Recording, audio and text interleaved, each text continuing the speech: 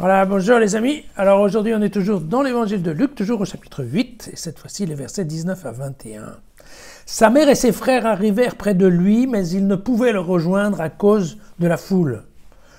Alors on lui annonça, « Ta mère et tes frères se tiennent dehors, ils veulent te voir. » Et il leur répondit, « Ma mère et mes frères, ce sont ceux qui écoutent la parole de Dieu et qui la mettent en pratique. » Oh oui, ça, vous savez, on en a déjà parlé une ou deux fois, de cette histoire un petit peu des deux familles, on va dire. Voilà.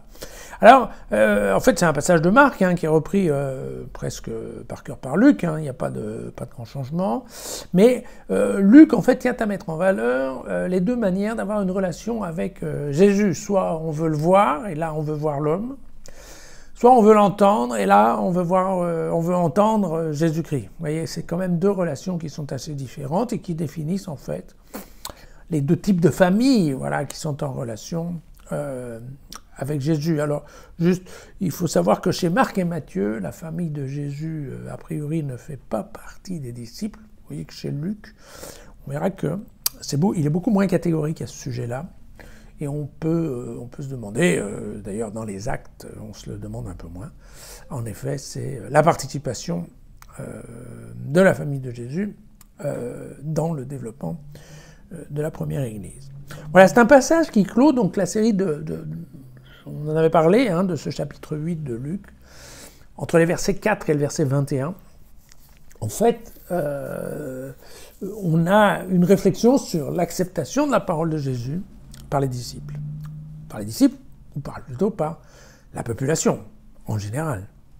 Et donc, vous vous souvenez qu'à travers la parabole du semeur, on a vu globalement qu'il y avait les trois groupes, les incrédules, les faibles, les étouffés, et puis bien entendu un quatrième groupe qui serait ceux qui effectivement portent du fruit.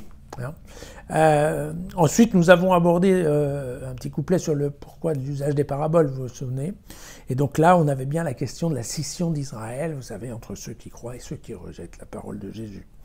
Nous avons eu hier un tout petit commentaire sur la manière d'entendre, vous vous rappelez, l'idée qu'il vaut mieux entendre avec son cœur qu'avec ses oreilles. Et puis donc aujourd'hui, voilà, nous avons finalement une conclusion sur le fait que bien la parole de Dieu, en fait, redistribue complètement les groupes d'affinité, les familles, en fait, encore une fois, l'acceptation ou non de la parole est cela qui va définir, en fait, les groupes sociaux autour de Jésus. Voilà.